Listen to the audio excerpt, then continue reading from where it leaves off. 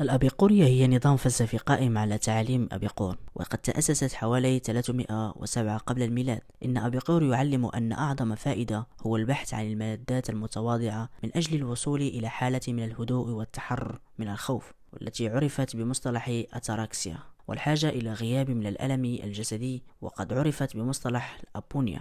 ويعتقد أن هذا المزيج من الحالات يشكل السعادة في أعلى صورها، وبالتالي يمكن اعتبار الأبيقورية شكلا من أشكال المذهب المتعة، على الرغم من اختلافها في مفهومها عن السعادة، على أنها غياب الألم وفي دافعها عن حياة البسيطة. أما بخصوص مبادئ الفلسفة الأبيقورية، فقد وجه أبيقور أن هذه الحالة من الهدوء يمكن الحصول عليها من خلال معرفة طريقة عمل العالم والحد من الرغبات، وهكذا كان الحصول على المتعة من المعرفة والصداقة والعيش حياة فاضلة ومعتدلة. وقد أشاد بالتمتع بالملذات البسيطة، الذي يقصد به الامتناع عن الرغبات الجسدية مثل الجنس والشهية التي تقترب من الزهد، والذي أراد به القول أن الفقر الشديد حالة شريفة. لقد جادل أبيقور بالاعتدال في كل شيء، بحيث عند تناول الطعام على سبيل المثال لا ينبغي للمرء أن يأكل بكميات كبيرة، لأنه قد يؤدي إلى عدم الرضا لاحقا، مثل عسر الهضم أو الإدراك القاتم بأن المرء لا يستطيع تحمل مثل هذه الأطعمة الشهية في المستقبل. وبالمثل يمكن أن يؤدي الجنس إلى زيادة الشهوة وعدم الرضا عن شريك الجنسي.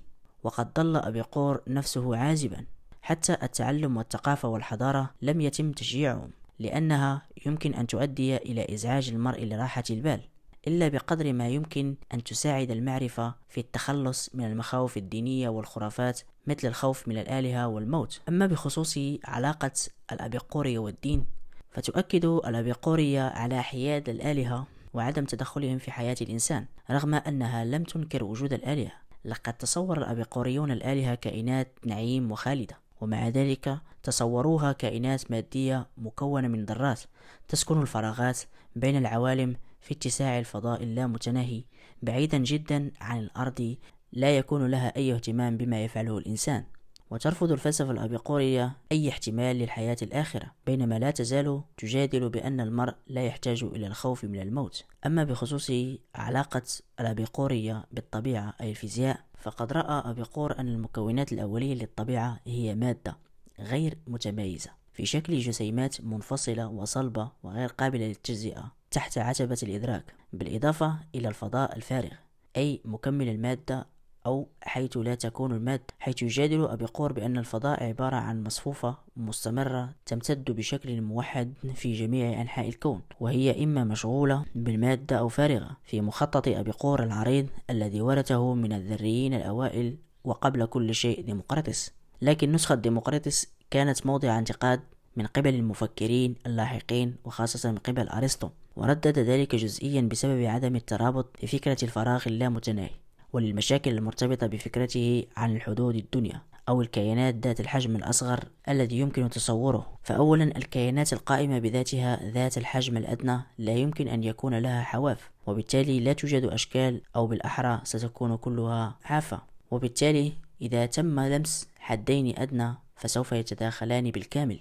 وعلاوة على ذلك، إذا كانت الذرات حقا غير قابلة للتجزئة من الناحية المفاهيمية، وليست فقط غير قابلة للتقسيم جسديا، فعندئذ عندما تمر ذرتان من المستحيل بالنسبة لبعضهما البعض أن يكونوا في أي وقت قد تجاوزوا جزئيا فقط، لأن هذا قد يعني وجود نقطة في المنتصف الطريق على طول الذرة، مما يتناقض مع فرضية أنها الحد الأدنى. كانت المشكلة بالنسبة لأبيقور هي إيجاد طريقة لشرح الظواهر الطبيعية للحركة الجسدية، بالإضافة للتحديات التي فرضتها انتقادات أرسطو لنظرية ديمقراطس. أما بالنسبة لعلاقة الأبيقورية بالأخلاق، فقد وصف أبيقور الفلسفة بأنها فن إسعاد الحياة، ويقول إن التعقل هو أنبل جزء من الفلسفة. فيبدو أن فلسفته الطبيعية ونظرته المعرفية قد تم تبنيها من أجل نظرته في الحياة. وبناء على أبيقور أن السعادة الشخصية، والسعادة لا يقصد بها حالة الرفاهية والكمال التي يصاحب الوعي بها اللذة، بل يقصد بها المتعة نفسها. وعلاوة على ذلك، فإن هذه المتعة الحسية لأنها لا يمكن بلوغها إلا في هذه الحياة. فيما يلي هناك 7 مبادئ أخلاقية أساسية للأبيقورية تدور حول كيف يجب أن يعيش الفرد، وما هو هدف العيش، وكيف يجب أن نتابع هذا الهدف. أول هذه المبادئ، وهو حتى لو لم تكن قادرا على التخلص من كل الألم والقلق، فإن الحياة الممتعة ممكنة، فيستمر الألم الشديد بشكل عام لفترة قصيرة. وهذا يعني أنه في الأوقات الصعبة يجب على المرء أن يتحلى بالصبر، لأن معظم الأشياء السيئة تمر. المبدأ الثاني، لا توجد لذة سيئة في حد ذاتها، لكن بعض الملذات تجلب الألم أكثر مما تبرره اللذة، فلا ينبغي السعي وراء متعة واحدة إلى الحد الذي تستهلك فيه حياتنا، لأنه إذا فعل ذلك الفرد فلن يكون هناك أي مجال لأي ملذات أخرى. هذا يعني الاعتدال في كل شيء.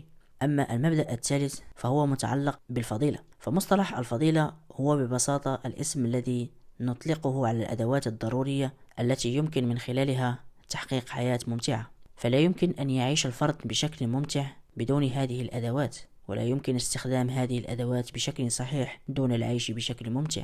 المبدأ الرابع، وهو يمكن للبشر أن يعيشوا بحكمة وأن يسعوا وراء المتعة بذكاء، لأنهم عملاء أحرار وأفعالهم لا تحددها القوة الخارجية بالكامل. المبدأ الخامس، إذا عاش الفرد بحكمة فسيرى أن أهم أداة لديه للسعادة والأمان هي الصداقة مع أشخاص من نفس التفكير والموقف والولاء.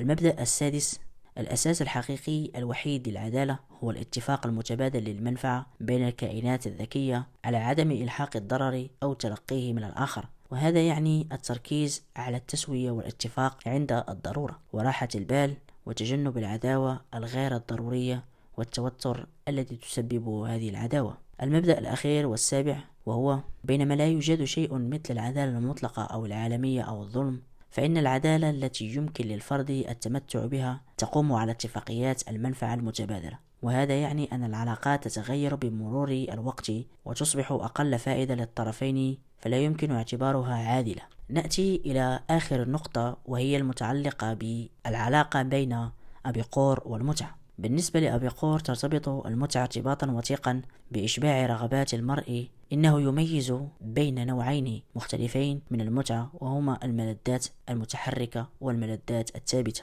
تحدث المتعة المتحركة عندما يكون المرء في طور إشباع الرغبة، فعلى سبيل المثال تناول الطعام عندما يكون الفرد جائعا. تتضمن هذه الملذات دغدغة نشطة للحواس، وهذه المشاعر هي ما يسميه معظم الناس المتعة. ومع ذلك يقول أبيقور أنه بعد إشباع رغبات الفرد أي يصبح في حالة الشبع، فلم يعد في حاجة أو عوز، فيصبح هو نفسه ممتع، ويسمي أبيقور هذا متعة ثابتة، ويقول إن هذه الملذات الثابتة هي أفضل الملذات.